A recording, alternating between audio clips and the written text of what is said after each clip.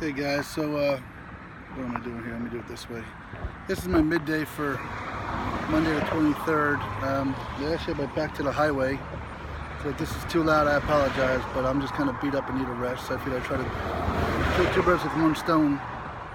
I'm about 7 miles outside of, where am I going today? Good Lord. She's named after a famous Mansfield, James Mansfield. About 7 miles outside of Mansfield, Ohio. There's a bunch of different ways to get there. I met some folks a little while ago. This is probably the best way. But what I'm doing is I'm in a highway walking against the traffic, which means I got a lot of wind and stuff blowing in my face and a little shrapnel, so it's not the best way to go. I think I'm going to verge off of here and take 71 south, which is the highway up ahead, and verge back onto something like 430, which is kind of like the old Lincoln Highway.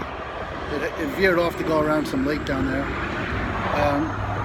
So I started the day really early, it's about 4:30 or 5 o'clock, walking in the dark, so I've been at a pretty good clip. You know, as I get going later in the day, I tend to rest a little bit more. Everything seems to just swell up and hurt my feet. My shoulders, at the end of the day, get beat up from the backpack. But met some great folks. I met Bill this morning. You may have heard me talking about him in my morning. And then I stopped at a rest area and met some more great folks in a little town called Mifflin, which was a cool little town. That was about 3 miles ago, which seems about 6 days ago though, but it was only 3 miles ago. One of the followers had reached out to a reporter at the local paper here, and he reached out to me as well, shot me an email.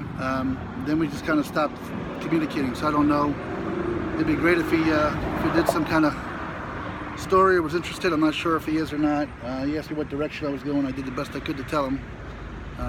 But it is what it is. So I'm going to keep plugging away. The challenge I've got, and I talked to a few people about this, is not having showered since yesterday morning. I'm pretty ripe.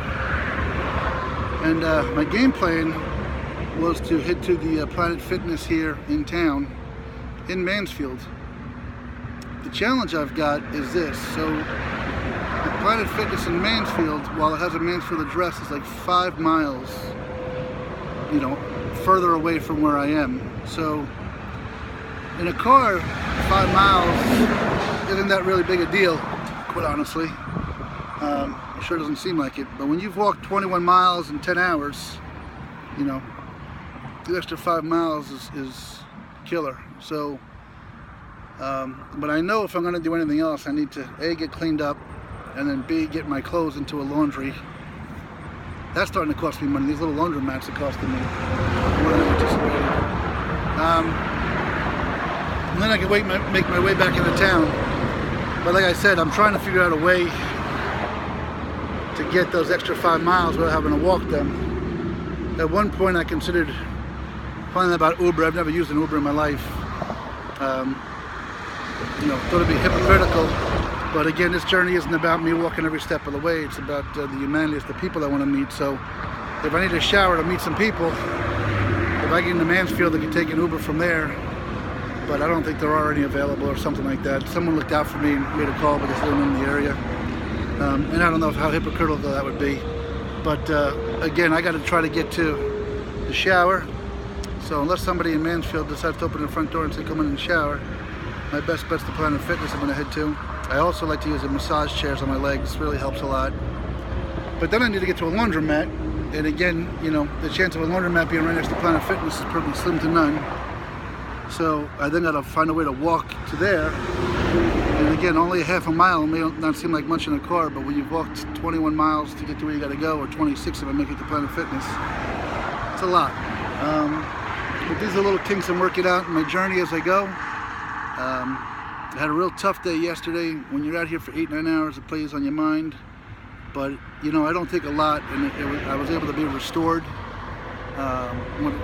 Once Bill got a hold of me this morning and got me pumped up a little bit, and then when I just stopped at Mifflin, the folks there, very supportive and polite. Can't thank them enough.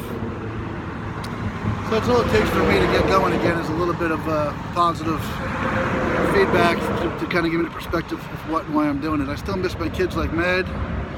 I even miss my little doggy. A lot of things I miss. A lot of things I miss about home.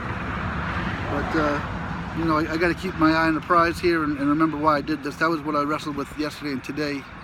It'd be so easy to just turn around and go back home and say, hey, I gave it a good shot. But the reality is, I'm sliding down a little bit because I just want to lay back. So the reality is this, though, in keeping perspective. When I started the journey and people asked, I thought that you know, the journey would really take on a life of its own. You know, month 3 or so, month 3 of 5. That's kind of the halfway point. And you know, that's when the story becomes something. When I'm out in Indiana, Illinois, Missouri, something like that.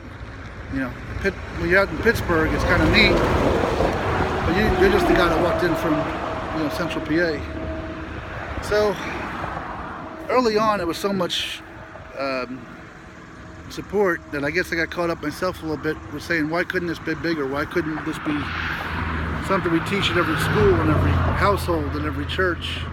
And I really still believe that. And I wanted to get the GoFundMe rock, and I wanted to get these charities some donations. But all that's been much slower than I anticipated. And I guess part of me, when you think about that, got a little discouraged because, you know, I guess I'm so positive about the message that I thought everybody else would be as well. And maybe they are. You know, again, I've got almost 725 followers right now. That's pretty impressive, I guess, right? I mean, on my way to Central Ohio, starting week 3, so I guess I got something to be really proud of. But like I said, not having the GoFundMe, getting into the donations for the charities, not having the, you know, the crazy momentum of the point of thumb, not the finger kind of mindset, you know, got me down a little bit. But then I realized again, you know, when I set out on this journey, that wasn't my expectation. My expectation was to go meet some folks and be able to tell my kids about the those meetings, and good or bad, hopefully good, and then write the book. And that's still possible for sure. And I just gotta remember that's really what I'm out here doing. It would be nice. It'd be nice to change the world. You know, in a big sweep. It'd be nice to change your country in one giant sweep, but that's not, seems to be in the cards. But I do appreciate, I got a text again from my friend Glenn today who said, look man, just keep doing what you're doing. You changed me already. And you know, probably the people close to me, it's easy to change a stranger sometimes. It's hard to change somebody you know and share some kind of mindset that they never heard before and have them buy in, I guess. But so to be able to have had some impact on some people close to me, it really is rewarding. So those words, I talk about a book by Marlo Thomas called The Right Words at the Right Time. I encourage everybody to go get a copy. You know, for today at least, those words by Glenn were the right words at the right time. So thank you, Glenn. Thanks to everybody supporting me. I guess it's really bad. There's not a lot going on today. Well, I shouldn't say a lot. There may be a whole lot going on, I guess, if the reporter comes out and meets with me, or I make it in the town here. The sun's starting to come out. Hey, look at that sunshine. But that faces me. You're not going to see sunshine that way. How about I do that? There you go. I still don't know how to use a phone properly. That's it. There was one more thing I was going to say, but I forgot what it was. Thanks to the folks that put What a Wonderful World on the website there, so we'd all enjoy the song. Hopefully I'll remember my what I wanted to share later on, and I'll be able to share it with you then. All right, guys. So keep the peace. Remember, point the thumb whenever you can. Before you point the finger. I'm not saying don't point the finger and tell people why you feel you did what you did, but ask yourself first if you could have done something differently, you could have done something better, or maybe it's something you shouldn't have done or said. That's about it. So love y'all. Grace, have a great time with your dad and Kiara this weekend down at Carolina. Love you guys so much. Thanks for sharing the videos, folks. And well, that was the other thing I was going to say. Well, I'll save it for later. No big deal. All right, guys. I love you. Take care. Have a great day. That's the midday.